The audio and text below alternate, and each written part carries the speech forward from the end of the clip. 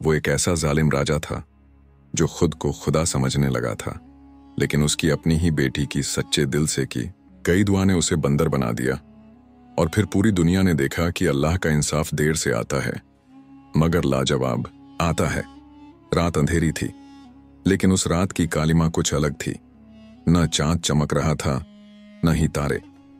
आसमान जैसे किसी काली चादर से ढका हुआ था। राजा इब्राहिम के महल में सन्नाटा नहीं था, बल्कि एक अजीब सा बोझ छाया हुआ था।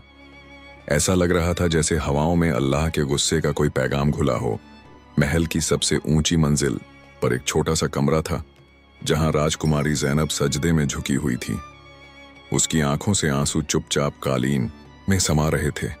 उसकी आवाज धीमी थी, मगर उसकी फरियाद आसमानों तक पहुंच रही थी। हे अल्लाह, मैं उसकी बेटी हूं जो तेरी जमीन पर जुल्म करता है, जो तेरे बंदों को रुलाता है, नेक लोगों को कैद करता है, जो खुद को ताकतवर समझता है और तेरे हुक्मों का मजाक उड़ाता है। ऐ अल्लाह, अगर तू चाहे तो उसका दिल बदल दे, और अगर उसकी तकदीर में हिदायत नहीं तो फिर अपना इंसाफ जरूर दिखा। ज़ैनब कोई आम लड़की नहीं थी। उसकी परवरिश महल में जरूर हुई थी, मगर उसका दिल किसी मस्जिद के दरवाजे पर पलने वाले यतीम जैसा मासूम और पाक था। जब दरबार में बेगुनाहों का खून बहाया जाता तो वो अपनी छत पर जाकर आंखें बंद कर लेती और अल्लाह से दुआ करती।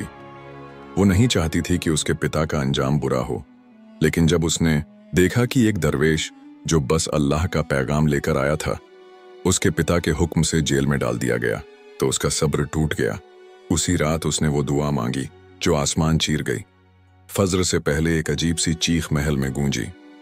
ये इंसान की आवाज नहीं थी, मगर इसमें दर्द, डर और जिल्लत मिली हुई थी। पहरेदार दौड़ते हुए राजा के कमरे का दरवाजा खोलते हैं, और जो देखा वो यकीन के काबिल नहीं था। राजा के कपड़े बिखरे पड़े थे, ताज जमीन पर गिरा था, और एक अजीब सी बालों से भरी डरावनी शक्ल वाली बंदर जैसी मखलूक जमीन पर पड़ी थी। उसकी आंखें वही थीं, वही जो कल तक सैकड़ों इंसानों की जिंदगी का फैसला करती थीं। अब वही आंखें डर से फटी हुई थीं, और वो मखलूक दीवार से सिर मारते हुए चीख रही थी। ज़ैनब दौड़ती हुई कमरे में पहुंची। दासियां उसके पीछे थीं, वजीर पत्थर की मूर्तियों की तरह खड़े थे। ज़ैनब उसके पास गई।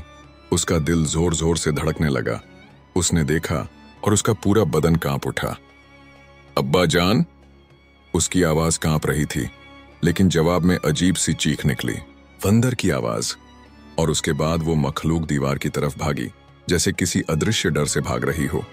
पूरा महल दहशत में आ गया। उसी वक्त महल के बाहर बारिश शुरू हो गई। आसमान गरज उठा, जैसे अल्लाह ने अपना फैसला सुना दिया हो। किले के बाहर लोगों को खबर लगी तो सब महल की दीवारों के पास जमा होने लगे। एक आदमी चिल्लाया, ये अल्लाह का कहर है, ये अल्लाह की अदालत है। जालिम राजा अब बंदर बन चुका है। और फिर वही दरवेश जिसे कैद किया गया था, महल से बाहर निकाला गया। उसकी जंजीरें अब टूट चुकी थीं, चेहरे पर नूर था, वो खामोश था, लेकिन उसकी आंखों में वो सुकून था जो सच सामने आने के बाद मिलता है।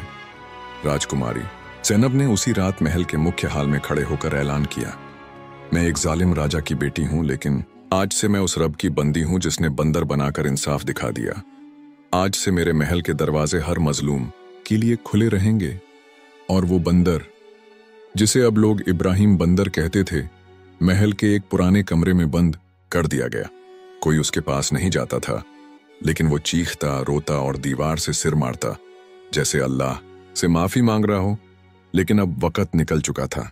महल की फिजा अब बदल चुकी थी। जहां पहले जुल्म की हवा बहती थी, अब वहां कुरान की तिलावत गूंजती थी। जहां कभी दरबार में खून बहता था, अब वहां इंसाफ की रोशनी फैलने लगी थी। लेकिन एक कमरा ऐसा था जिसकी खिड़कियों पर पर्दे हमेशा के लिए गिरा दिए गए थे। वही कमरा जिसमें इब्राहिम बंदर कैद था। राजकुमारी ज़ैनब दिन भर अपनी प्रजा की भलाई में लगी रहती। वह खुद बाजारों में जाती, यतीम बच्चों को गले लगाती, विधवाओं के आंसू पोंछती और अंधों का हाथ पकड़ कर उन्हें रास्ता दिखाती। लोग अब उसे नेक ज़ैनब बीबी कहने लगे थे। मगर रात आते ही उसका दिल फिर से टूटने लगता, क्योंकि वह अब भी एक बेटी थी, उसी पिता की जिसने इतना कुछ किया था। अक्सर वह चुपचाप उस कमरे के बाहर जाकर खड़ी हो जाती जहां इब्राहिम कैद था। अंदर से अजीब आवाजें आती थीं, चीखें, रोने की आवाजें, और फिर एक थकी हुई सी खामोशी। ज़ैनब के आंसू उस वक़्त और तेज बहते जब वह यह आवाज सुनती, या अल्लाह मुझे माफ कर दे, मुझे फिर से इंसान बना दे, मुझे ज़ैनब से सिर्फ एक बार माफी मांगनी है, बस एक बार। एक रात ज़ैनब ने हिम्मत की और दरवाजा खोल दिया। जैसे ही रोशनी कमरे में पहुंची, इब्राहिम बंदर एक कोने में दुबका हुआ कांप रहा था। उसका शरीर कमजोर हो चुका था, आंखों में सच्चे आंसू थे, जैसे रूह के अंदर से पछतावा टपक रहा हो। जब उसकी नजर ज़ैनब पर पड़ी तो वह पीछे हट गया, जैसे अपने गुनाहों से शर्मिंदा हो। ज़ैनब उसके पास गई, उसके सामने कौरान रखी और नर्म आवाज में बोली, अब्बा, अल्लाह हर तौबा कबूल करता है अगर वो सच्चे दिल से हो। इब्राहिम बंदर ने जमीन पर सजदा किया। उसकी जुबान से टूटी फूटी लेकिन बेहद दर्द भरी दुआ निकली। वह बार बार गिरा, रोया, अपने सीने पर हाथ मारा और सजदे में देर तक रोता रहा। ज़ैनब वहीं बैठ गई, उसके आंसू भी रुकने का नाम नहीं ले रहे थे। फिर एक अजीब वाकया हुआ। जैसे ही फजर की अजान की आवाज आई, इब्राहिम की जोरदार चीख निकली। उसका पूरा शरीर कांपने लगा। कमरे में एक रोशनी फैल गई, दरवाजे खुद ब खुद बंद हो गए। ज़ैनब डर के मारे पीछे हट गई। अंदर से एक नूरानी हलचल होने लगी। कुछ ही पलों बाद दरवाजा खुला और जो मंजर सामने था, ज़ैनब की आंखों को यकीन नहीं आया। इब्राहिम अब बंदर नहीं था, वह फिर से इंसान बन चुका था। उसके चेहरे पर रोशनी थी, आंखों में सच्चा पछतावा और जुबान पर बस एक जुमला, ज़ैनब मुझे माफ कर दो। ज़ैनब दौड़कर उसके गले लग गई। दोनों बाप बेटी जोर जोर से रोने लगे। वो एक ऐसा मंजर था जिसे शायद फरिश्ते भी हैरानी से देख रहे थे। उसके बाद इब्राहिम ने अपने सारे गुनाहों का प्रायश्चित करने का फैसला किया। उसने सभी कैदियों को आजाद किया, लोगों से माफी मांगी, जमीनें लौटाईं और फिर खुद दरवेशों जैसे कपड़े पहनकर निकल पड़ा।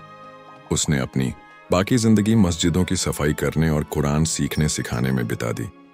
लोग जब उसकी बातें सुनते तो यकीन नहीं कर पाते कि ये वही राजा है। 1 साल बाद रमजान की आखिरी रात, जब पूरी सल्तनत शब-ए-कदर की तलाश में इबादत में मशगूल थी, इब्राहिम चुपचाप सजदे में चला गया और वहीं उसकी रूह अल्लाह से जा मिली। ज़ैनब ने खुद उसे अपने हाथों से दफनाया और उसकी कब्र पर सिर्फ एक सादा सा कतबा लिखवाया, यह उस जालिम की कब्र है जिसने बंदर बनकर अल्लाह को पहचाना और सजदे में इंसान बनकर लौटा।